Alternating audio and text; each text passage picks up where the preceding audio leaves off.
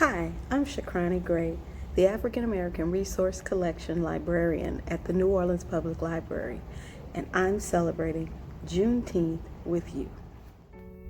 Every year on June 19th, we celebrate the ending of slavery in the United States.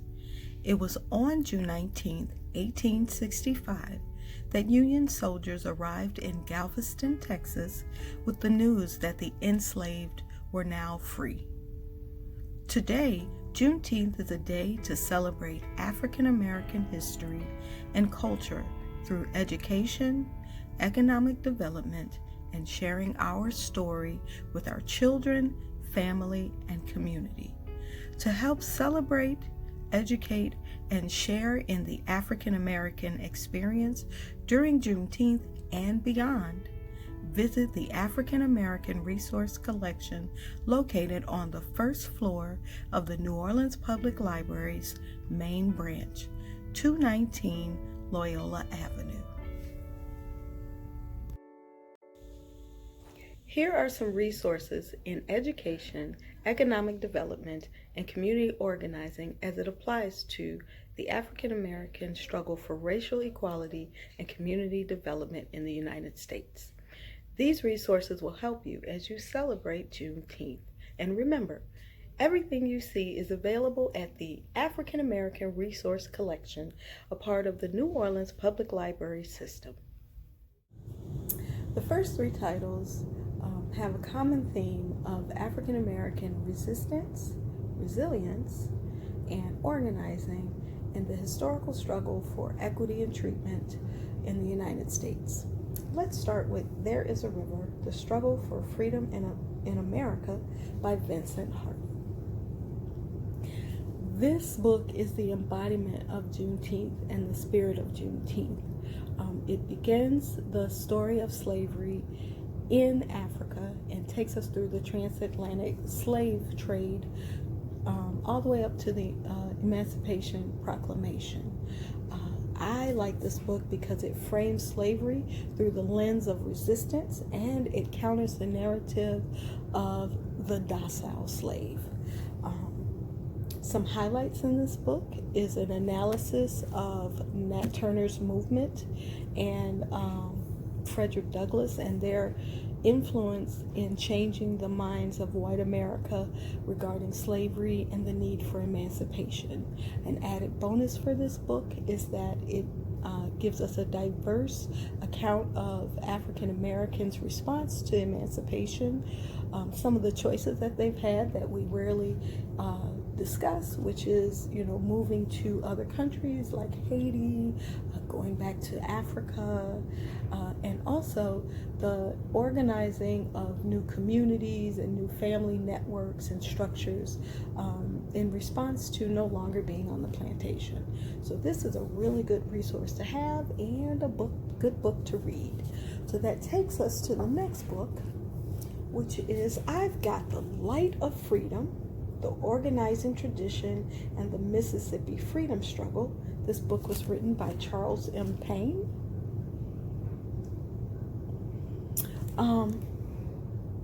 I think this book is really relevant now because we're seeing these movements like the Black Lives Matter movement and the Me Too movement, both of which borrow their community organizing, their network strategies from strategies that came from Mississippi during the Civil Rights Movement. What's special about this book is that it frames the Civil Rights Movement not by focusing on the larger figures that we know about, like Martin Luther King. Instead, it talks about the regular man.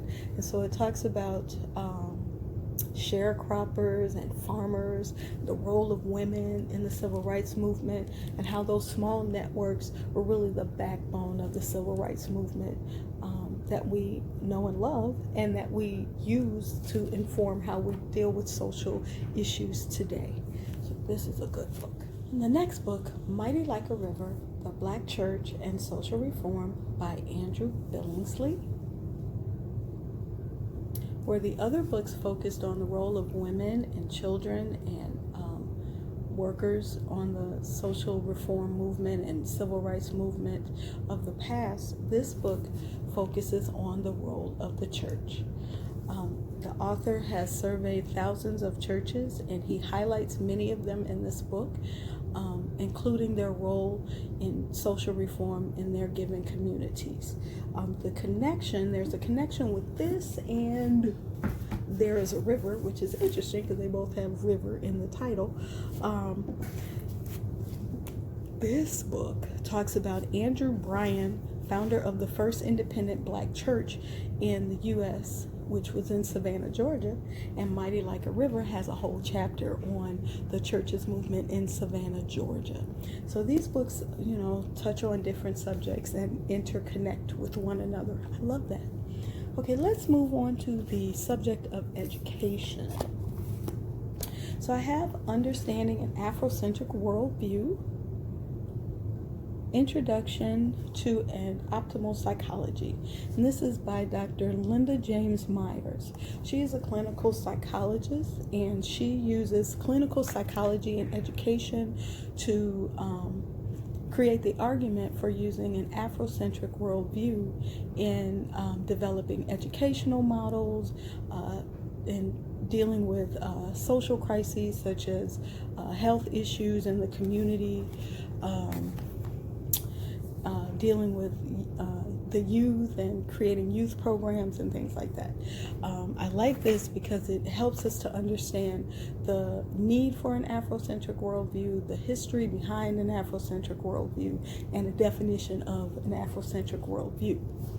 So that book leads me to this book, which is an actual practice of using an Afrocentric worldview to create an educational model. The name of this book is The Warrior Method, a program for rearing healthy black boys, and the author is Raymond A. Winbush, PhD. And what Dr. Winbush does is give us a step-by-step lesson plan for using the rites of passage model for creating programs for young black boys. I like this book because it's grounded in West African culture, and it takes the Afrocentric model that is suggested by Dr. Linda Myers and brings it to life in something that is step by step worked out for us to follow. So this is a good resource. I'm going to take us from there to How Blacks Built America, Labor, Culture, Freedom, and Democracy by Joe R. Fagan. Now, he is the only one of the group of books that I've chosen who is not an African-American writer. However, this is an excellent resource. First of all, what makes this book one of my chosen ones is that it constantly has this conversation about white supremacy and black culture. And so it mirrors why we as African American people have created the institutions we have the community organizing that we have based on our response to white supremacy. It also goes into the contributions that African Americans have made in music, in culture, in religion, and how that has helped American culture. So this is a very good book to have and to start a discussion during Juneteenth. So I'm going to switch over a little bit to African American Grief. This book was written by Paul C. Rosenblatt and Beverly R. Wallace. It's part of the series In Death, Dying, and Bereavement. Okay. Now, given in light of all of the events of 2020, where we are constantly seeing acts of violence against African Americans on the television, on social media, we're dealing with this constant pressure of death and murder and things like that. This book is an excellent resource because not only does it talk about death specifically as it is dealt with by African Americans, it has sections that focus on racism and death which is associated with racism. So death in the workplace due to racism, death from, police racism, and his information or their information comes from interviews that they've done with 26 African Americans who had recently lost people who were close to them, and how they talked about getting through the grief, how they identified the grief, and then at the end it ties it all together with suggestions as to how to look at and deal with grief in the African American community as a unique way of looking at it.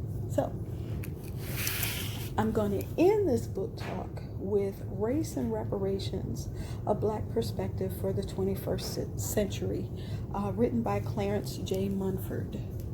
Yay! So this book is kind of like all of these books put in one.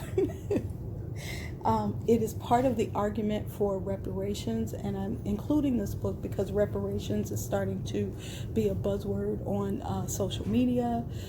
People are starting to talk about it in terms of African Americans, and many people are not familiar with the concept of reparations, why we need reparations, why that is even a viable discussion. And this book does a very good job of connecting the social ills that are happening now historically to racism in the United States, the problems that are being faced in the Black community. Let me look inside. So part one specifically is about white supremacy, defining white supremacy, giving us instances of white supremacy, and how it affects the Black community. And then the second part takes the shift from white supremacy to the Black community, and it gives us a history from the perspective of the African American.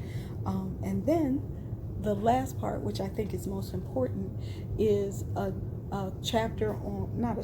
section on what should be done. And so there's solutions, including how to approach giving reparations, what should be done with the reparations. So it's a very in-depth conversation on reparations. So I hope that you are able to take some of these books and use them to inform yourself and have discussions with people in your community, with your co-workers about, African American history, African American contributions to the United States, a more in-depth understanding of some of these arguments that we're seeing with Black Lives Matter, with police brutality, with racial violence in the United States, and so that we can find solutions that are viable for us as a people.